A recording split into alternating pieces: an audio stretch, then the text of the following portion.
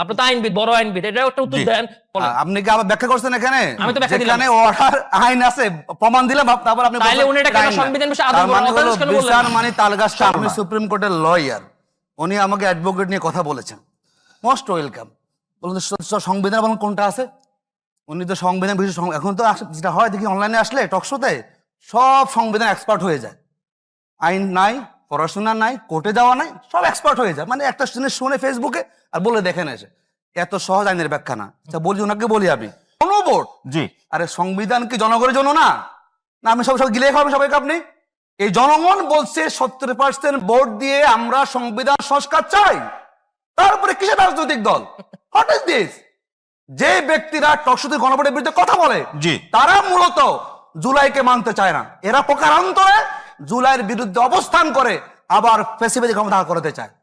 জুলাই সনদ হয়েছে, আইন হয়েছে, ভোট হয়েছে, সরকার হয়েছে, বলেন যে আইন মানে না। কেন মানবেন আইন? এখানে আদেশ হয়েছে না, নির্বাচন হয়েছে না, ইলেকশন কিভাবে সেখানে হলো বলুন তো আপনি? মানে মনে হয় যে খুব স্বাভাবিক সরকার, জি।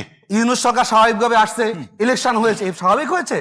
১,৫০০ মানুষ জীবন দেওয়া হয়েছে এখানে, এই জীবনটা দিয়ে আমরা সংস্কার চেয়েছি, আর এখন বলেন যে না সংস্কার হবে না। কি হয়েছে? না, কোন দলের কাছে বাংলাদেশ সংস্কার আটকে থাকবে না।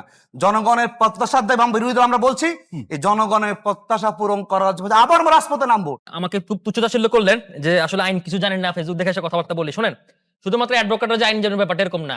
আজুল বাড়ি হেলাল ভাইকে আইন জানতে হবে, এখন আইন জানতে উনি বাধ্য, কারণ উনি মেম্বার অফ পার্লামেন্ট। একজন সচেতন নাগরিক হিসেবে আমি ব্যক্তিগতভাবে বাংলাদেশের আইন আমি জানি, আমি অনেকগুলো দেশে কনস্টিটিউশন আমার পড়া। উনি আমার বলতেছেন আমি নিজ পরিচয় কেন আসলাম না, তো শিবির নিজ পরিচয় আসলো না কেন সেটা বলেন না কেন? শিবির জামাতে টিমের কথা বলে, উনি তো ম্যানিফেস্টো টিমের মধ্যে ছিল আপনাদের, তো উনি কেন জামাতে পরিচয় আসেন না সেটা তো চোখে দেখবেন না ভাই। শুনেন, এখন সে আপনি আমাকে একটা উত্তর দেন, আপনি তো আইনবিদ, বড় আইনবিদ, এটা একটা উত্তর দেন যে রাষ্ট্রপতি কি সংবিধান বিধি আদেশ করতে পারে কিনা? এটা তো আদেশটাই তো অবৈধ, এটাকে আপনি বৈধ করতে পারেন কিনা? আপনার যত খুশি আইন দিয়ে করতে পারেন কিনা? যদি করতে পারেন তাহলে আমি বরং বিএনপি কে চাপ দিব, আমি বলি আদিত্য বলে হেলাল ভাইয়ের চাপ দিব, ভাই করেন, আপনার দলের জোর করে করেন। কিন্তু সেটা করতে পারেন। আমি আপনাকে পড়ে শোনাই শোনান। সংবিধানের আর্টিকেল 152 আইন। ওকে ফাইন, আমি এটার উত্তর দিব। ওকে ফাইন, আইন আইন অর্থ কোন আইন, অধ্যাদেশ, আদেশ, বিধি, প্রবিধান, উপআইন, বিজ্ঞপ্তি, অন্যান্য আইন দলিল এবং বাংলাদেশের আইনের ক্ষমতা সম্পন্ন যে কোনো প্রথা বা রীতি আইন। ওকে, এবার আমি বলি, পাল্টে দিবেন আপনি? ওকে হ্যাঁ দিচ্ছি। শুনেন, এটা হচ্ছে কি 1973 সালে 7 এপ্রিল পরে ইনভ্যালিড। কেন ইনভ্যালিড বলতেছি আমি আপনাকে? শুনেন, এখন ঘটনা হচ্ছে কি, ধরেন আমি ব্যাখ্যা দিচ্ছি, প্লিজ আমাকে আমি ব্যাখ্যা দিচ্ছি। আমি বলি, আপনি বুঝাতে চাচ্ছেন এখন অবস্থা এরকম তৈরি হয় নাই যে এখন অবস্থা তৈরি হয় নাই? আমি ব্যাখ্যা দিতে চাচ্ছি। ব্যাখ্যা দেন। শুনেন, সেটা হচ্ছে কি, ধরেন বাংলাদেশ রাষ্ট্রের জন্ম হয়েছে 1971 সালে 26শে মার্চ। 1971 সালে 26শে মার্চ থেকে 1972 সালের 10 জানুয়ারি বঙ্গবন্ধু শেখ মুজিব আসার আগ পর্যন্ত বাংলাদেশের এটা অস্থায়ী প্রোক্লেমেশন অফ ইন্ডিপেন্ডেন্স চলেছিল। প্রোক্লেমেশন অফ ইন্ডিপেন্ডেন্স যখন আসলো, আসার পরবর্তী সময়ে 11 জানুয়ারি উনি বিভিন্ন অর্ডার জারি করেছিল। তারপরে আমি শেষ করি, 1972 সালে 4 নম্বর বাংলাদেশ সংবিধান গৃহীত হয়, তারপর 16 ডিসেম্বর সেটা পাস হয়। 1973 সালে 7 মার্চ তখন বাংলাদেশ একটা নতুন রাষ্ট্র, নতুন সংবিধান, গণপরিষদ গঠন করা হয়। কারণ বাংলাদেশ রাষ্ট্র বলে তখন কোনো কিছু ছিল না, তখন এটাকে নতুন একটা সংবিধান তৈরি করা হয়। নির্বাচন হয় 7 মার্চ, 7 এপ্রিল প্রথম সংসদ অধিবেশন বসে। তখন এই টাইমটাতে তখন পার্লামেন্ট ছিল না, এক্সিস্ট করার জন্য এগুলো হচ্ছে অর্ডার হিসেবে দরকার হচ্ছে, এগুলো হচ্ছে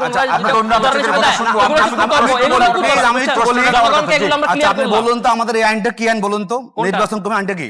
কোনটা? নির্বাচন আরপিওটা কি বলুন তো? এটা প্রেসিডেন্ট অর্ডার না? কোনটা president? Representation of people order 1972। হ্যাঁ, আপনাকে আমি বলছি অধ্যাদেশ বিষয়, সংবিধান বিষয়, অধ্যাদেশ, সংবিধান অধ্যাদেশ নির্বাচন প্রেসিডেন্ট জারি করতে পারে। এটা কোন আদেশ বলেন, আইন না, এটা আদেশ না। এই যে আমরা যে ইলেকশন করলাম নির্বাচন কমিশনের, তো 1972 এর অর্ডার, এটা রিপ্রেজেন্টেশন অফ পিপল অর্ডার 1972। হ্যাঁ, অর্ডার তো হবে। আদেশ যে আইন দেখাতে হবে আপনাকে। সংবিধান বিষয়ক আদেশ জারি করতে পারে না সেটা উত্তর দেন আমাকে। প্রেসিডেন্ট সংবিধান বিষয়ক আদেশ জারি করতে পারবে না কেন? পারে কিনা? পারবে না কেন? কি ব্যাপারে বলেন? আপনি কি আবার ব্যাখ্যা করছেন এখানে? আমি তো ব্যাখ্যা দিলাম। এখানে অর্ডার আইন আছে, প্রমাণ দিলাম, তারপর আপনি তাহলে উনি এটা কেন সংবিধান বিষয়ে আদৌ বলেন? বিচার মানে তালগাছটা।